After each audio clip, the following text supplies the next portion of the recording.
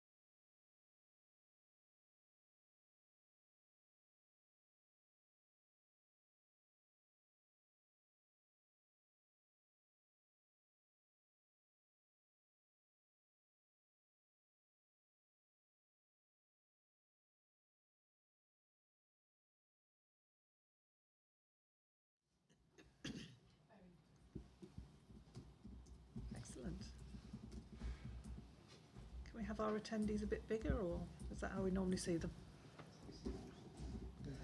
Okay. Good morning, everybody, and welcome to our board meeting in public.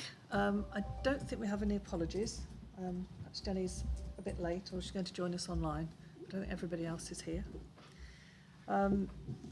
Any declarations of interest or changes to be notified? No? Great, thank you. Minutes of the previous meeting held on the 9th of May. Any comments, corrections, omissions? Thanks to Lisa for producing those for us, so we'll approve those. Got a couple of actions from the minutes. Committee effectiveness review. Russell suggested we should triangulate the committee well-led and 360-degree, and that's going to be put in place for next year. I think we missed the timing a little this time round. If everybody's content, and the quality assurance report, the password policy, I think, has passed to F&R, not PCDC, so that's been dealt with. Was there anything else anybody had as a matter arising? No? Okay, lovely, thank you very much. So we have our patient story. Kenny. Yes, and thank you, Chair. So this month's story is, just pausing, sorry, just to see if it was Antonia. It's from Antonia Clark, who is a peer recovery coach, working for changes and obviously having lots of interface with the organisation. She tells us about her experience of using our services starting around 2020. Following a number of difficult life events that she experienced at the time. She talks about her recovery and what was helpful, and an experience of becoming a peer recovery coach in a paid role, helping people with their recovery journeys as well, and also make some really helpful suggestions about how we might improve and the sorts of things that she, in her view and in her experience, would have been helpful for her. Okay. So that's the introduction to the story. To field any questions afterwards if people have got them. Thank you.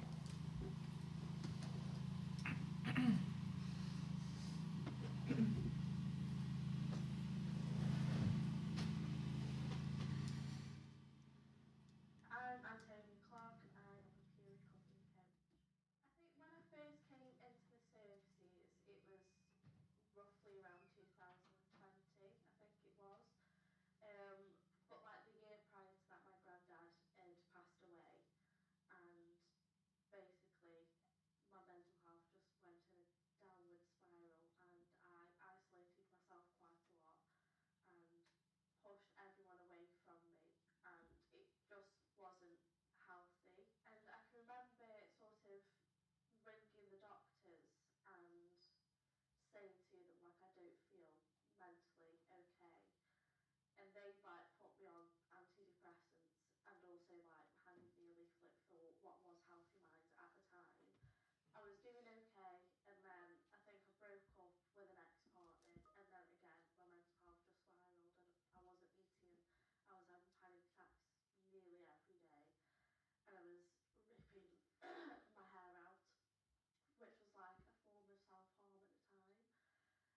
Um, and again, I think I referred myself to Healthy Minds, but this time I decided to stick with it because I thought I actually need to do this, because even though it was like my granddad's passing that affected me, it was everything that happened as a child sort of got on top of that, and all the other losses that I faced when I was a lot younger.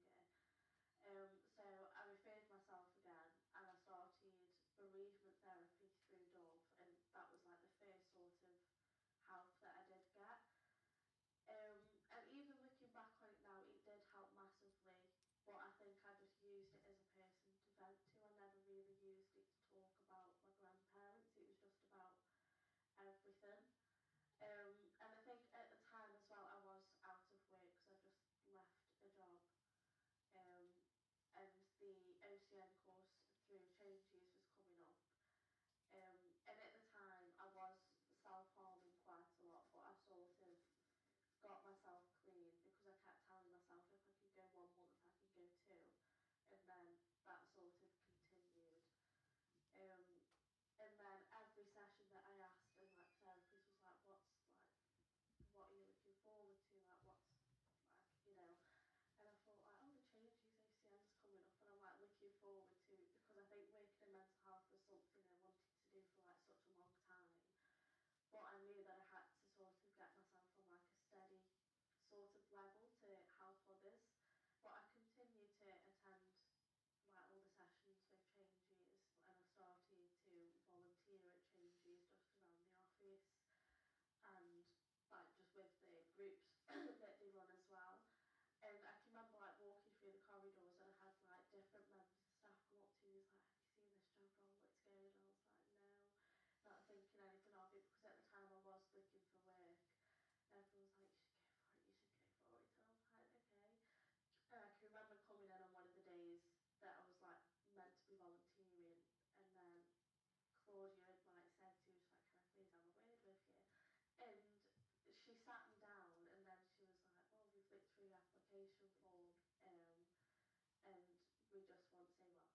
And there was just like an adrenaline rush just like from like head to toe, just like going through, and I wanted to cry but nothing would like come out, so I was like, it was just like watery eyes and like I don't know what to do with myself.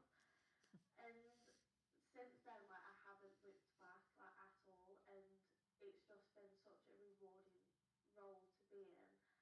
And I've even been through like CBT the whole time that I've been in this role, and that had helped massively to sort of bring up old things that happened when I was a child, to sort of go through the techniques on like how do I deal with these. And I've got like a massive support network around me that I'm still getting used to, because before it was just me and I found like a lot of comfort in being unwell, and I never really wanted to become better, and I just wanted to hide away from the world and not talk to anyone or just do anything to get me motivated to move forward. But I think being in this role has like helped me massively, and I've had like a few mental breakdowns during work hours, but I think that's like normal to have. But then I like have to stop myself and be like, there's people you can talk to in work that I can go to or outside of work, and I do still have to remind myself that I've got this support because I've just never been used to having that network around me. But I think it's made me realise that, especially for my age, like to not be ashamed of it, like getting help, and even if it's just the first time and you don't like it, like you can always try again, because just because one bad experience happens doesn't mean that that experience is going to continue the more you try it. And it makes me realise that it doesn't matter what age you are, that anyone can suffer with mental health. And there are like some days as well where like I have to pinch myself and I'm like, oh my god, I'm getting ready for work. When I was little, I was known as like little voice, and I never really spoke to anyone, and now it's like it's just like a full conversation that flows with anyone that I come across. I've got a purpose and I'm helping others as well as myself along the way. And with recovery, it is like a very long journey, like it's never ending at all. And it doesn't matter like how many times that you do ask for help, like there's no shame in wanting to get that help. But I think it's just nice to know that you've made that difference, and I think all it takes is just that little conversation with that person. And when I have come across service users that are in distress, I always do reassure them before, like, you don't have to tell me what is going on, but I'm here for you to just, vent if you want to, or just have that company and just someone to sit next to you, because not everyone wants to talk about the mental health, because it's like that stigma and like that shame of, they don't feel okay to talk about how they are feeling or what they've been through. But then there's been a couple of times where I've said that to someone, and then all of a sudden they've opened up, and I'm like, this is how it's going to go. And I'd like, it's just, I think using that lived experience as well, it does help massively. But when I found out that like being a peer support worker or peer recovery coach is like a temporary thing, it sort of like broke me in a way, because I was like, oh my god, I want to stay in this role forever. Like, why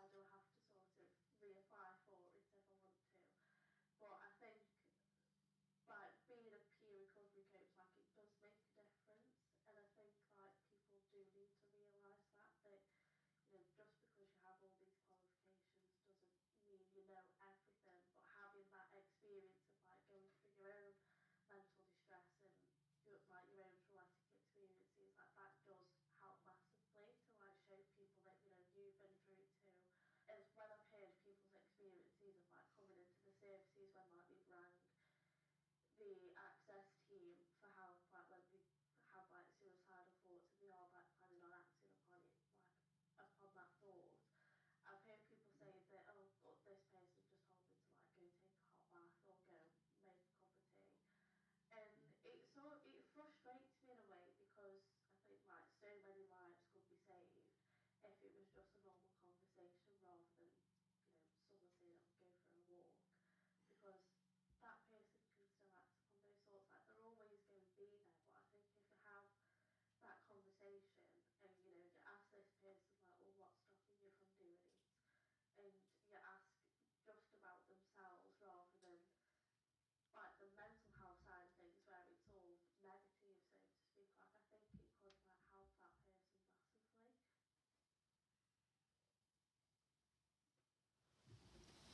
Wow, thank you. That's a really excellent story, incredibly well told. Thank you, Kenny. Anybody got any comments or questions? Keith, and then Dennis. An observation really rather than anything else, but it just strikes me how different the presentation is now compared with 30, 40 years ago, and what the sort of problems we were dealing with in the trust. Well, it wasn't the trust then, but before then, in psychiatry, the problems we were dealing with and the way things present now. And I just wonder, in the minutes for today, we see that there's a 30% increase in maternity services. And I wonder, is this change in presentation somehow connected to the increase in numbers we're seeing? And are we still targeting the right people with the right conditions? It's just a thought and an observation. Anybody got any comments on it? Go to Dennis next. He's had his hand up. I'm not sure that I can answer the question completely, but you are right that there are some sorts of changes in terms of the types of presentations that we get, but of course the core SMI have not changed in terms of severe and enduring mental illness, in terms of schizophrenia, bipolar, and things like that. But you could also argue that there's been an increased awareness around personality disorders. They've always been there, but we do get a lot more of that, and people are more aware and more likely to seek help and, I guess, support as well. And that's a positive development, but at the same time, it does raise a lot of issues and challenges clinically in terms of managing them, particularly expectations of services. It then leads me to one of the things which was mentioned in the video around staff response in terms of what practical support as well as advice that people can support, and most of that advice is evidence-based, and we do know that it works, but at the same time we need to recognize that it doesn't work for everyone, and so it needs to be structured, and like she refers to having a conversation, and that will then lead to identifying what might be useful for that individual. The other point I wanted to make is around the partnership, which in terms of working with changes to try and we do a lot of work within Combined, but we also cannot cover all the services and all the support that patients require, and therefore there is a role to be played by the voluntary sector, which she has highlighted in the video. And I know she was slightly dismissive about professional versus peer support, and I don't think that one is better than the other. I think both are needed, and it all again depends on the individual and their needs, and it's about tailoring that support to what the patients would find most useful. Thank you. Phil? Well, thank you. It was a good presentation, as you said, Janet. She presented it very articulately, didn't she? And I was interested in what she said about CBT because as a kind of layman, one hears very positive things about the impact that particular technique can have. Maybe could somebody say something a little bit about that, but also about its availability, because you also hear that it's quite difficult to get hold of that service. So CBT, or cognitive behavioral therapy, is in a simple term is about getting people to relearn how to challenge negative thoughts that they might have, and we do know that there's a lot of evidence that it works, but again, like everything else, doesn't work for everyone, but in general it does work for most people, particularly for anxiety and depression. And that's also some of the basis for talking therapies in the teams in IAPT. That's the basis for the services that they provide. And it does work particularly for mild to moderate disorders, less so for some of the much more severe end of the disorder. And in terms of availability, yes, there are challenges and there are some weights around that, but it does. I can't give you numbers in terms of how long it takes, but usually it's about 12 to 16 sessions that each person will have, and there are different ways. In some cases, people benefit from having group work, and a lot for the others it might be individual work as well. So yes, there is availability, but it's never enough in terms of being able to offer that as swiftly as we would like to. Thanks for that, thanks. That's very helpful. Thank you. Lee?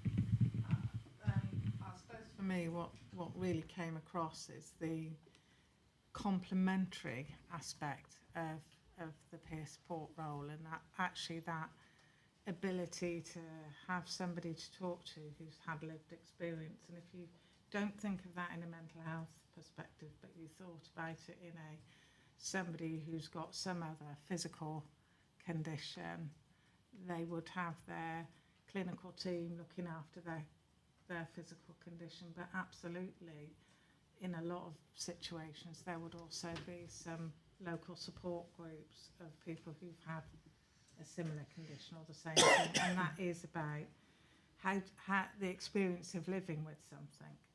And I think it's really important that we recognise they're two different things, but they complement each other. And as Dennis said, one's not better than the other, and the lived experience alone wouldn't be enough in many situations. So I think that's a really important point that we make.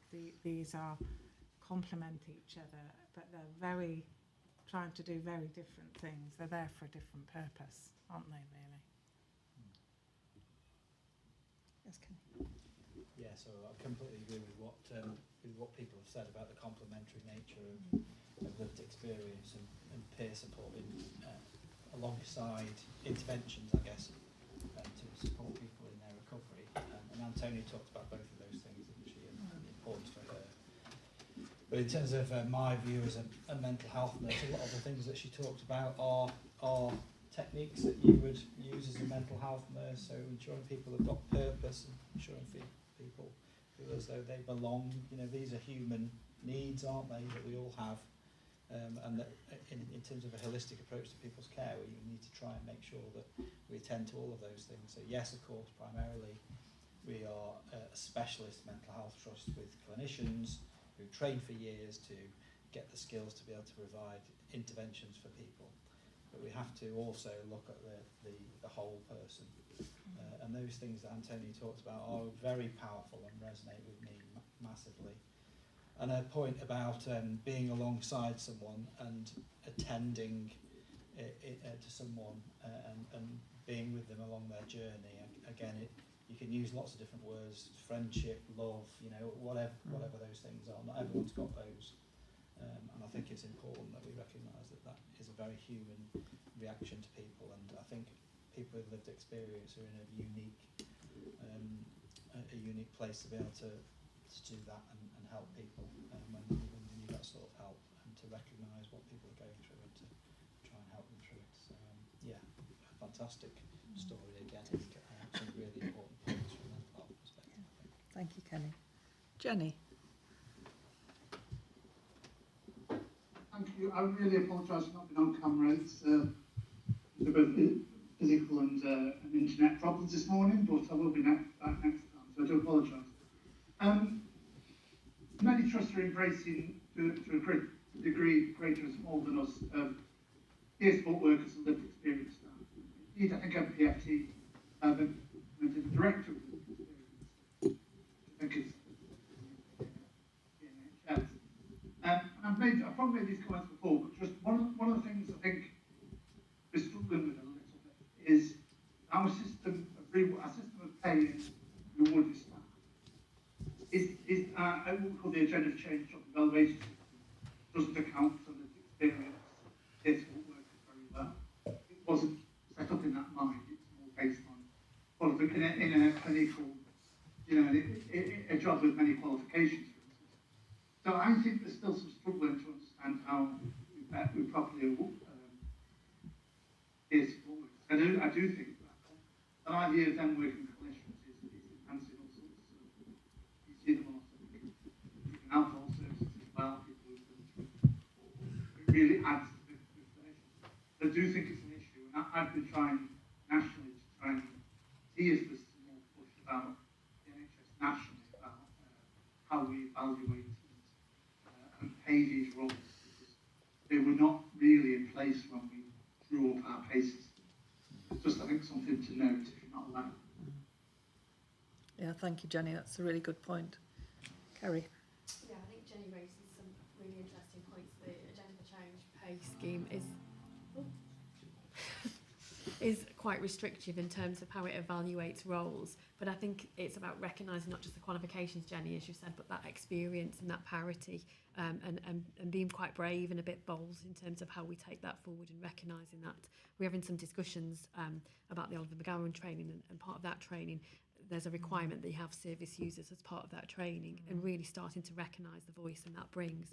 So I think it is restrictive, Jenny, isn't it? But I think we can work together to try and find a pragmatic solution, and across the system as well. So if we do it together, then hopefully that will reduce any discriminatory or potentially any parity issues across the system. So happy to work through that, Jenny. But you're right, there are some challenges technically with how it's structured. So what do we do? Agreed. Thanks, Jenny. What do we do at the moment? Kenny, I'm just wondering whether you want to say again about the vision for how we incorporate the valuable resource in our structures, please.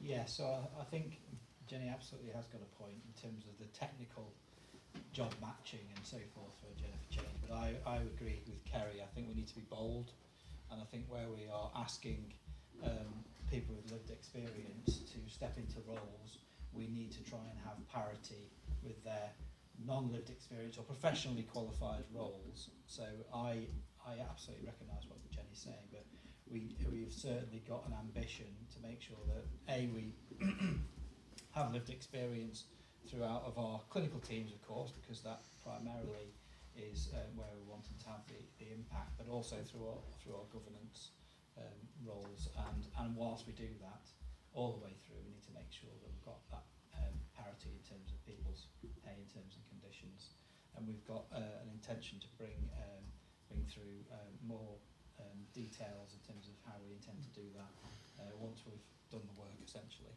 Okay. But we absolutely want to make sure that we've got that parity in terms of pay, in terms of conditions for lived experience, because we've made a start, but we're nowhere near finished, I think it's fair to say. Okay, Pauline.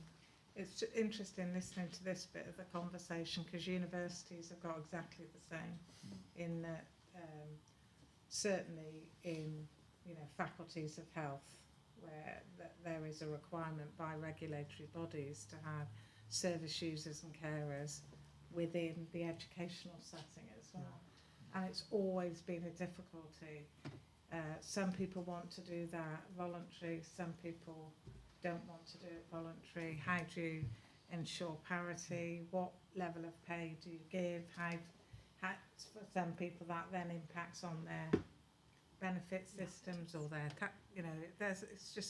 it is a bit of a minefield, isn't it, to work the way through all of that. That, you know, it's important, isn't it, and it's worth. But I don't know that there will ever be a perfect solution because people are different. So you have to have more than one approach to it, I think, don't you? You have And to I have guess the key a elements suite of things. are absolutely that we have a pathway. Yeah. So at some point in people's life, it might be absolutely right for them to be able to volunteer Yeah. or have, you know, sessional pay all the way through to, you know, director level Yeah. and senior manager level roles. Yeah. And I think we have to have all of those things in our organisation. Okay.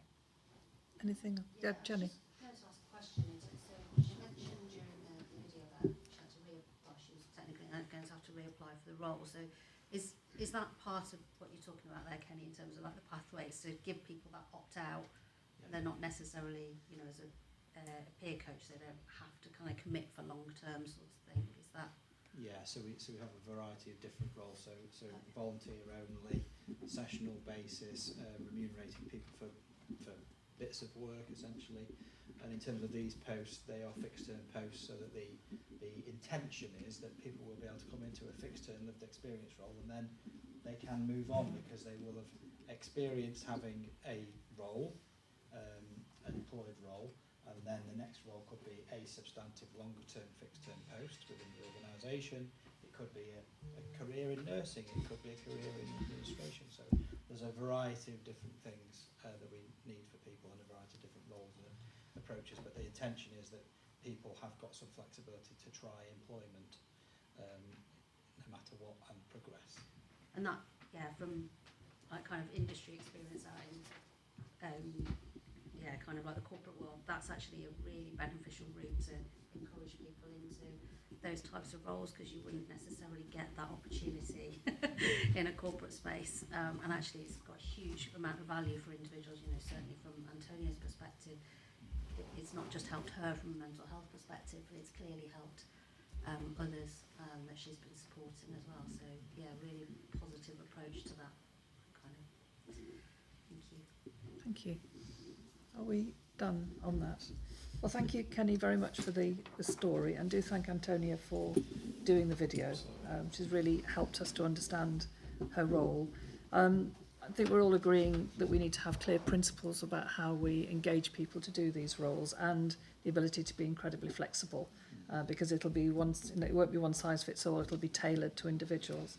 And just a question for me: how many people do we now have in these peer support roles, roughly? Directly employed in the organisation, or in changes as well? I'm not sure what to you, So you'll probably know more exact detail than yeah, so network. So I chair the network every month, which is a lived experience network, and there's 38 members. Some are external, so we've around about 3 or 4 MPFT. So I'd say around about 20. So it's growing quite steadily, isn't it? Yes. Yeah.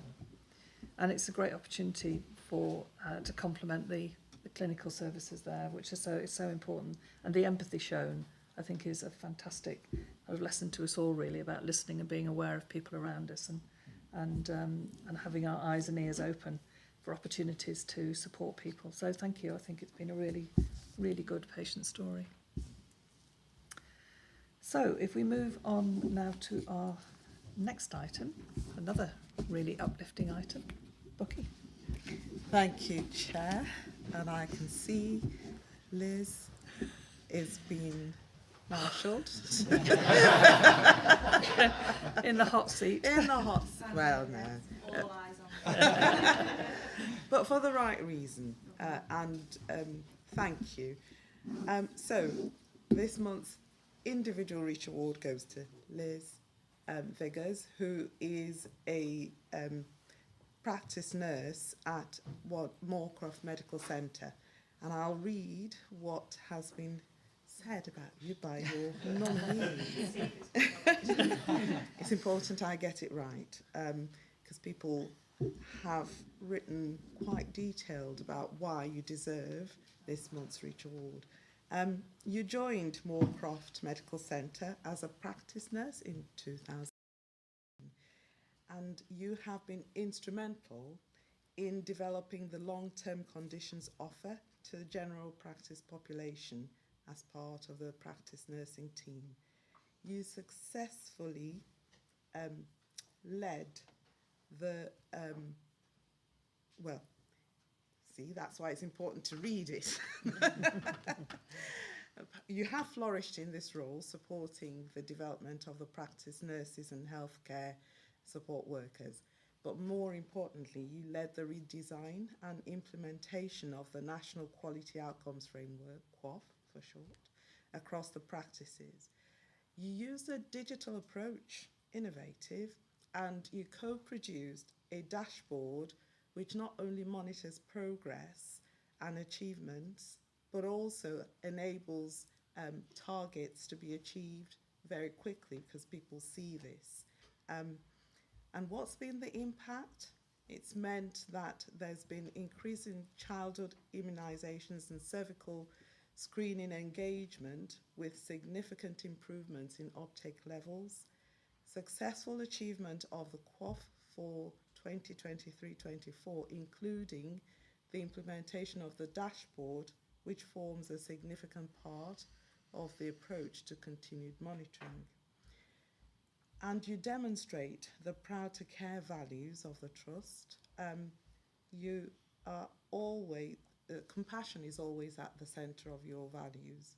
Patients are your focus. And that's demonstrated in the way in which long-term condition management services are delivered. You aim for excellence always for the team in all aspects of service delivery. So I'll stop there. And We have a certificate for we you. have a certificate. Are we clapping after or before?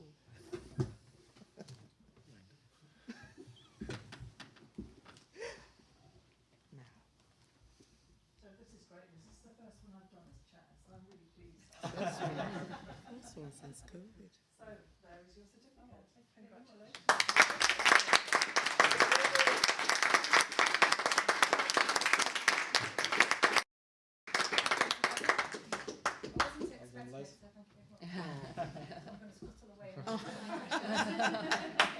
Well done. Very well done.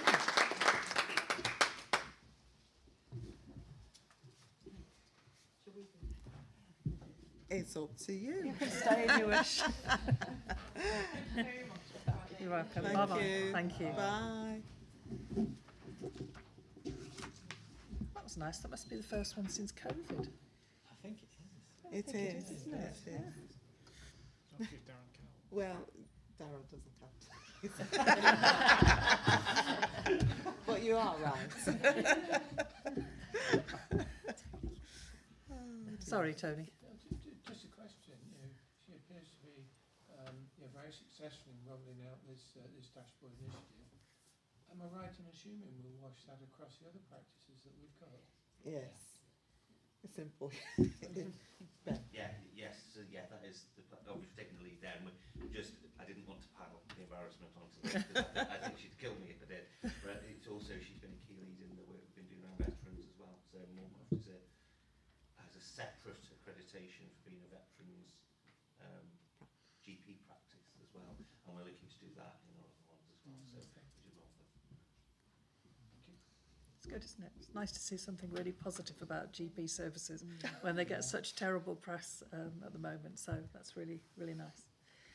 So, Bookie, over to you for your Chief Executive's report. Thank you, Chair.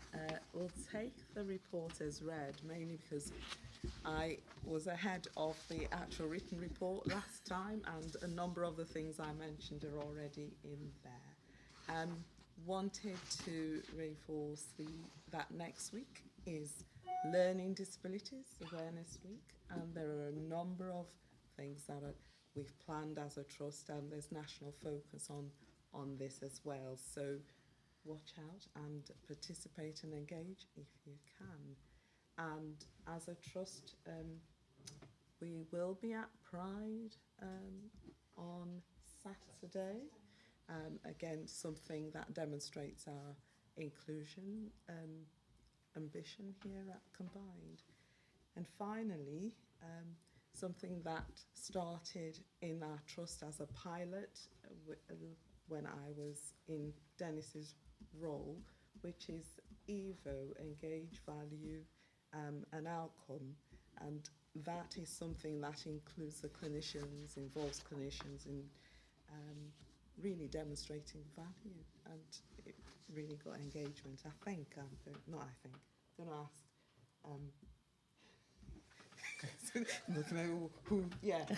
Eric and Dennis to just talk about how it went. Yeah, we had the relaunch, was it last week now? I thought it was really successful in this room. We had a number of people attend, from clinicians, various clinical staff, some of Liz's team who were running the event that ran exceptionally smoothly, Liz. And we've got 3 projects on the go. Please don't ask me to name all 3. Dennis can help you out. But it works along really firm national timescales in terms of the project is really clear about you need to do this in the next couple of weeks, next couple of months, etc., etc. So I think that makes it attractive. So the end point is around September, and I've said we need to keep taking regular updates through FNR and those will ultimately be brought back to the board. But the whole idea is about using data as well to drive clinical improvement, to improve efficiency, and get good buy-in. And the last time we did it, you know, we still talk about the success that it had, and hopefully this will have the same impact. Thank you. Anything anybody else wants to add on that? No. Can I ask a question just on that topic? How much are we sharing with colleagues in the trust the financial challenges that we have this year?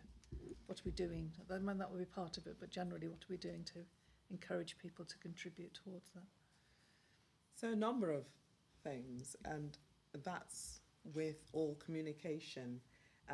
So done a number of leadership academies on that. We've done exec exchange and constant communication through our directorates. As we always say, one method is not enough, and we use all avenues, even screensavers, to communicate the challenges.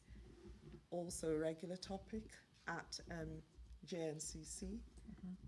So it's everyone and everybody who can help us, because you're right, it is important that we engage our staff and that they're aware of the challenges that we face.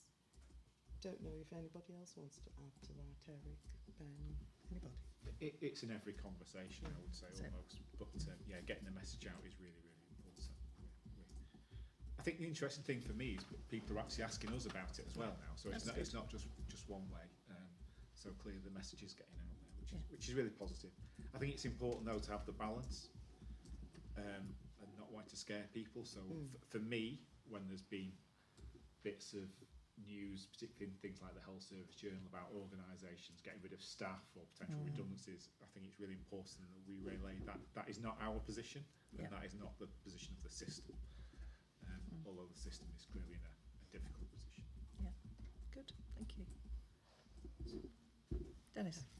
Yeah, so one of the key areas that the EVO is looking at is looking at the outcomes for newly initiated text reminders and the impact on DNA.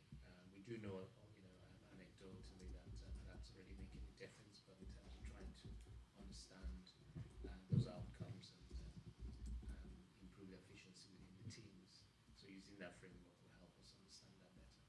Yeah, good, thank you. Is there anything else you wanted to add? That's all for me. Any questions for Bookie on her report? Obviously very clear, thank you. I think you've got the next item as well, which is the IC. Sorry, Russell, you have to shout.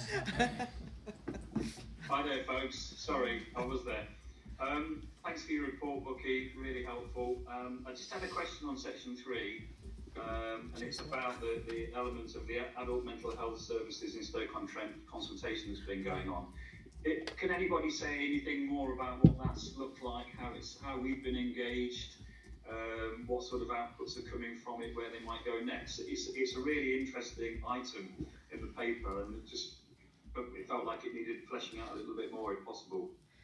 Thank you, Russell, and it's a good job Ben is here because he. So so this it did catch us a little bit Yeah. by surprise in the way that it was done. But as a system, each system has had to do a submission to NHS England in relation to the mental health bed stock for the system. And that initial tranche of that's gone in, and then there's another wave that's due in a few weeks' time, which we have been very heavily involved in. What I think a number of us had missed when we were working through that process is that there was a requirement to do a degree of consultation around that, which the ICB then took on and went to. So we have been involved in very much in the plan in terms around the beds per se. As far as I'm aware, but conscious I've been off for 10 days, we haven't had any outcomes out of that consultation yet. Right, okay. I mean, that's really helpful, and that's enough information for me. I suppose what was in my mind really was the extent to which we might be working with NPFT on the outcomes of the survey. It's just how do we make sure that we're constantly continuing to engage with NPFT on issues around mental health across the system. But I don't really need any more information. That was just the comments I wanted to say in response. And just to add on that, Russell, so there are some things that we already know. So, there isn't any female PICU provision in the south, so we know that's a known issue, and we'll work with NPFT on that already. So there are some knowns already that this will just reaffirm. Okay, thanks Ben. Okay, thank you, Russell. I was just going to say, Liz, do you want to mention some of the wider work across West Midlands collaborative regarding that? Yeah, I mean, I suppose, so everything we do now, whether it's sort of clinically, operationally or transformationally, we are collaborating. It's part of our sort of go-to now, because we know from the conversation we've had right from we started that we can't do everything on our own, in fact really anything on our own, and it's much more beneficial for our patients and service users that we are working with our partners. So whether it's the inpatient transformation project, or it's really big significant change across the West Midlands to do with CYP or bed management or strategic direction, we are thinking about how we work with our partners at every layer of governance.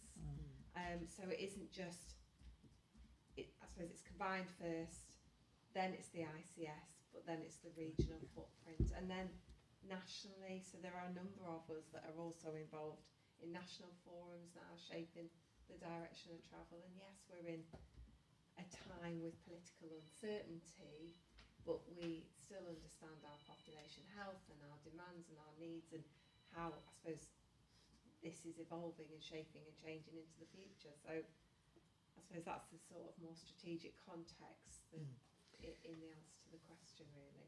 Yeah, okay. Good to hear. Good to hear. Anything else for Bookie on her own report? Okay. ICB update, anything you want to comment on? The report is here for information and for, I suppose, any questions that people might have. And like I always say, if I can't answer them, then I will make sure that I get the response that's required. But I think it's important for us as a board to be cited on the work that's going on. This is Pauline, thank you.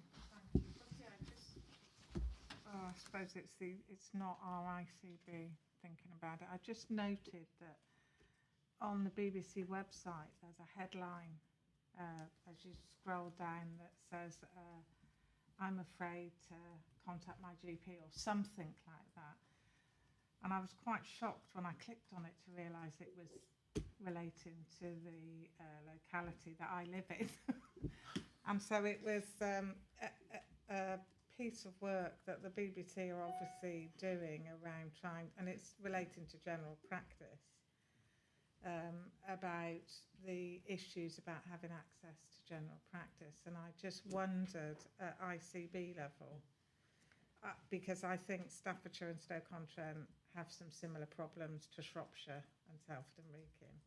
And I just wondered whether there's been any conversations around that.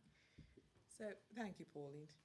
Interestingly, or maybe coincidentally, the last board in May had a dedicated section around the improvement that has happened over the past 6 months, that kind of focus. So whilst there's an improvement, though, there's acknowledgement that there's still a long way to go. But our ICB is doing work on that very nature. And I have to say that the patient representative on the board was challenging, actually, and complimentary, that at least there's been some work and there is some improvement, but a way to go. Okay. Go to Russell first and then Phil. Thanks. Yeah, but just on page 2, about halfway down, there's some bullets, and the third bullet says that David, who's the chair, obviously congratulated MPFT on winning numerous awards at the National Positive Practices in Mental Health Awards. I've not heard of those awards. Is that something that we go in for? Because we tend to get other awards, don't we, in HSJ and finance and so on and so forth, but that's a new one to me.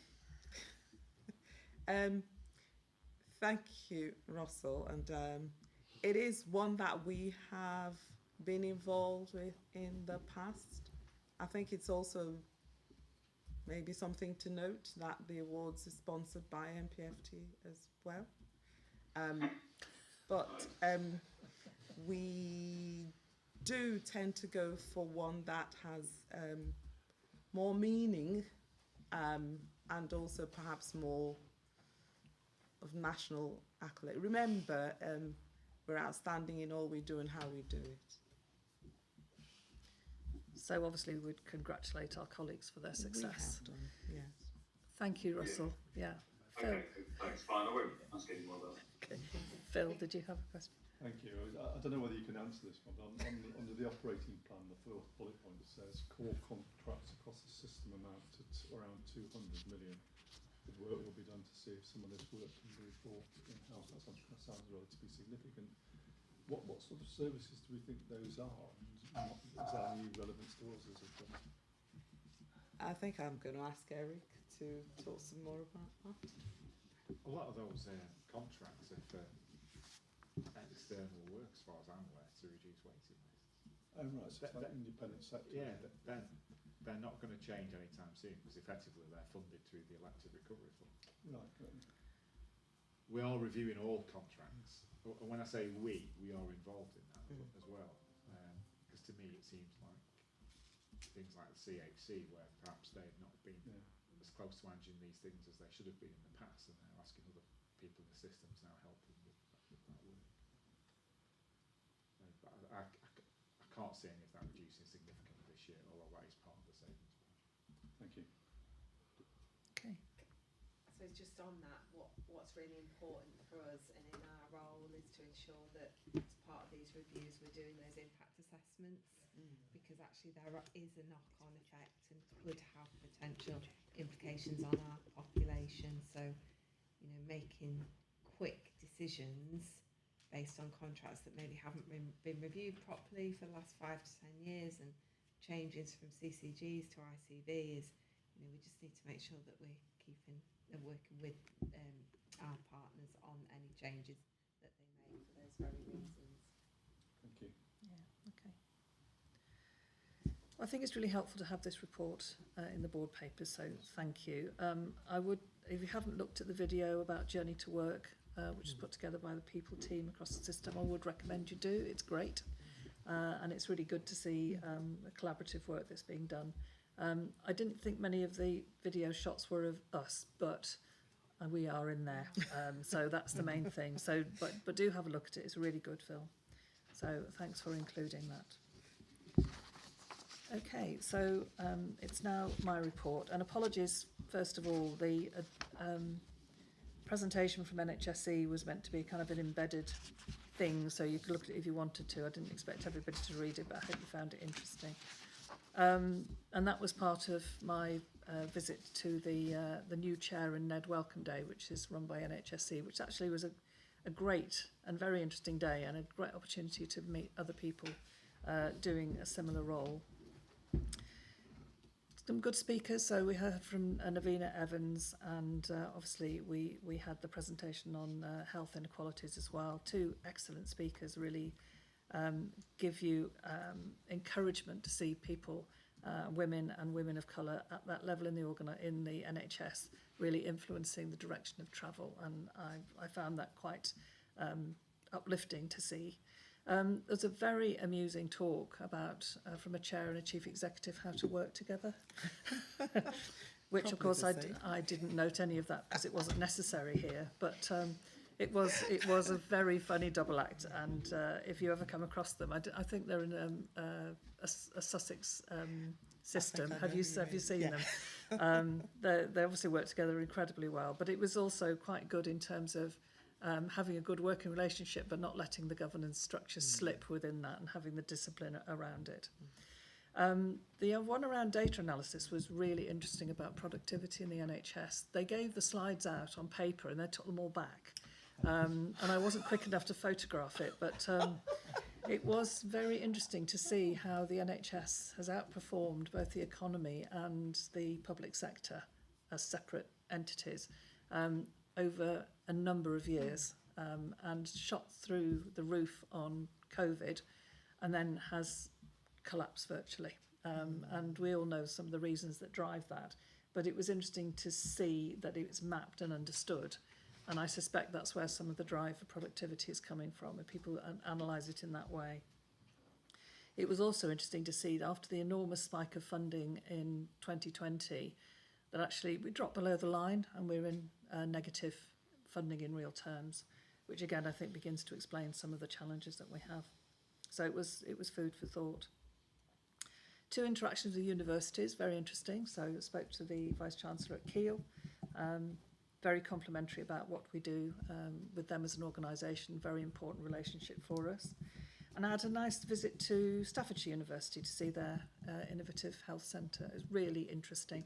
And it was, you noted earlier about service users. There were 3 or 4 service users in assessing as part of an exam for paramedics. And they got a big mock-up of 2 horrible road accidents that the guys were dealing with. And I'm sure at Keele and other universities, I saw these at MMU as well when I was there, the virtual wards, but these models that they're using for people to train on are absolutely incredible. And the maternity model that gives birth, fortunately they didn't demonstrate that for me, cost £180,000. They're incredible pieces of kit, and they are spookily lifelike. In fact, when I went into the ward, I kind of stopped at the door. So I thought it's like a bit like a horror movie. Somebody's going to sit up in bed, but it's very powerful, and it's amazing how quickly you get used to the fact that these are real people you can practice on. Because somebody gave me the baby to hold, and you instinctively, instead of holding it out there going, "That's an interesting piece of equipment," you instinctively do this with it. So a very, very interesting visit. And they did say if we would like to go and visit, we'd be incredibly welcome. And I'm sure that if we wanted to host a board meeting there, they've got big facilities, we could do that as well.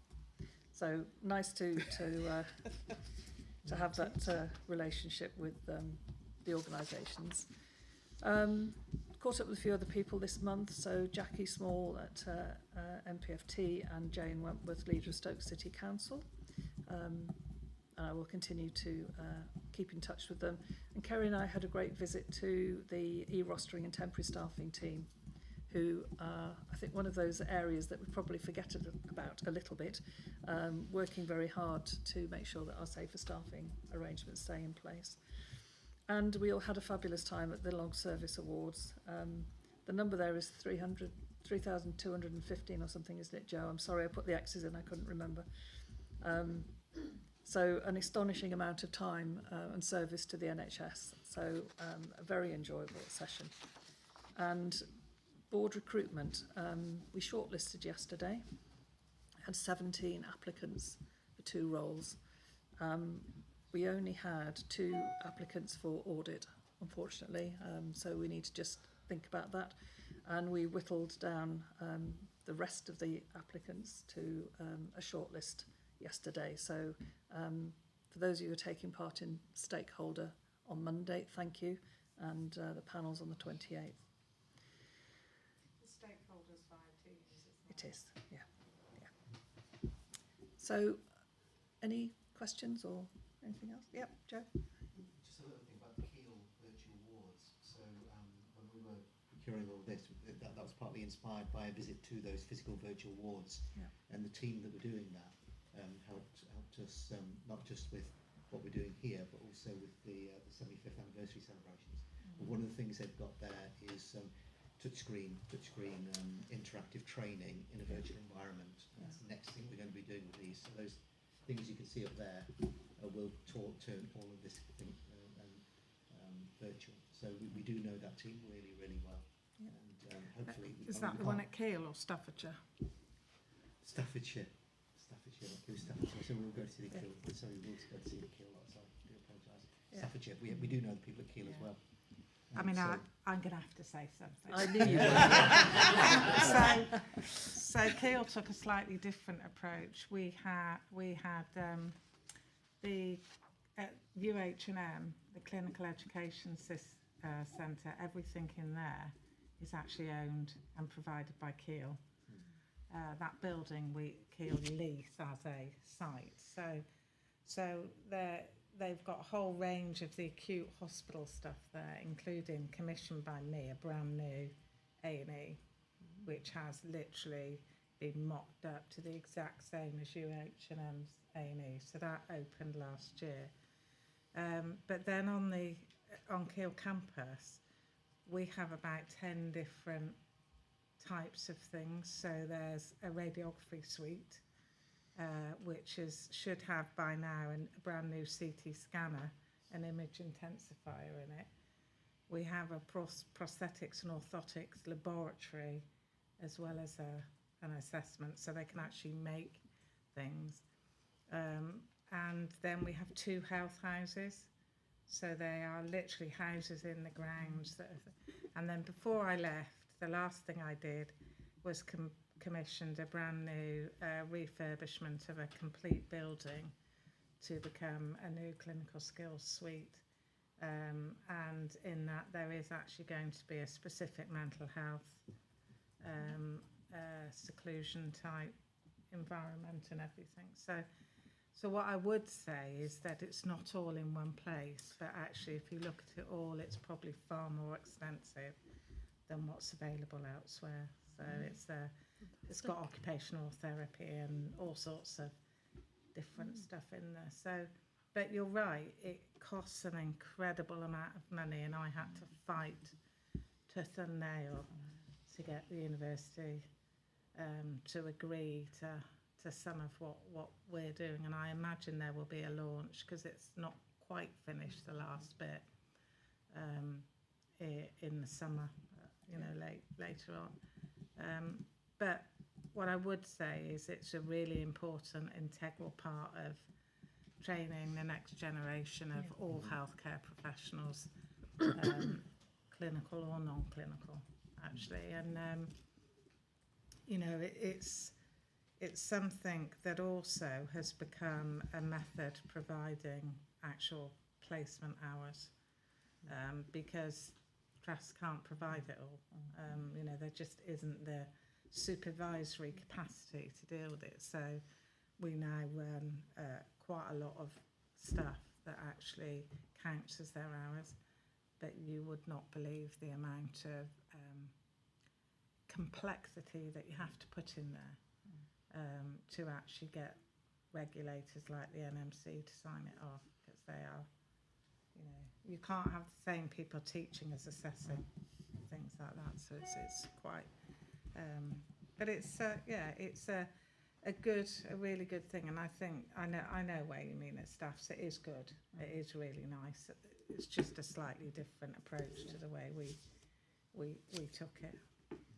And it's great to see that on our doorstep we've got 2 really good medical schools that are closely aligned to us, and we're providing placements for both of them. And those relationships are so important to us, aren't they? And they're also doing some really good work on virtuality as well, aren't they? With avatars and all that sort of stuff. Yeah, we've got. So we'll been tap in doing with that those for as well. years. As we're developing what we're doing here, we'll be working on. Good. Thank you. Would we like to have